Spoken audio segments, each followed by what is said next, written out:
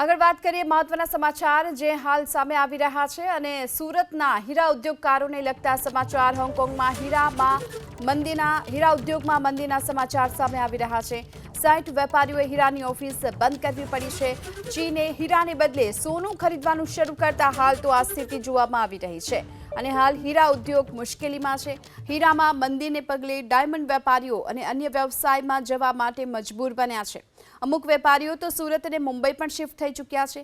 વૈશ્વિક સ્તરે સોનાના ભાવમાં વધારો થતાં હીરા વેપારને અસર પહોંચી છે અને પહેલીવાર એક સાથે 60 ઓફિસ બંધ કરવાનો વારો આવ્યો છે।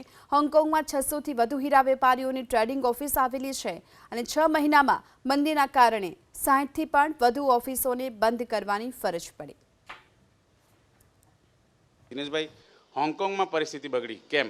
છેલ્લા 3 વર્ષથી કોરોનાની પરિસ્થિતિ પછી હોંગકોંગની અંદર અને ચાઇનાની અંદર જે મંદીનો માહોલ છે એટલે ફરી આ બિઝનેસ સ્ટાર્ટ જ નથી થયો, કારણ કે ત્યાં 40% જેવી માલની ખપત હોય એટલે આપણા ભારતના નાના બધા જ મોટા વેપારીઓ ડાયરેક્ટ ક્લાયન્ટ અને વિદેશની સાથે વેપાર થાય એની માટે કંઈ પોતાની ઓફિસો પણ ઘણા લોકો ત્યાં ધરાવે છે ને ઘણા લોકો પોતાની ભાડે ઓફિસ લઈને નસીબ અજમાવવા માટે ત્યાં ગયા હતા।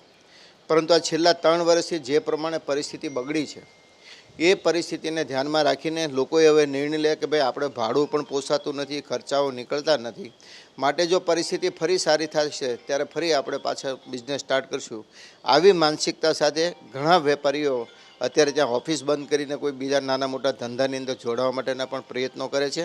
સુરત શહેરને કેટલી અસર થશે આની, અને જે રીતે જ્વેલરી મેકિંગને લઈને પણ અત્યારે ઉદ્યોગ આગળ પડતો છે, નાના નાના રત્ન કલાકારો છે, તેનો રોજગારીનો પ્રશ્ન ઉપસ્થિત થઈ રહ્યો છે।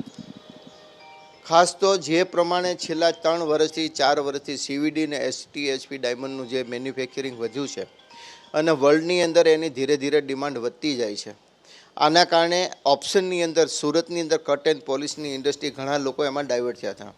આના કારણે રત્ન કલાકારોને પોતાની રોજગારી મળી રહે છે।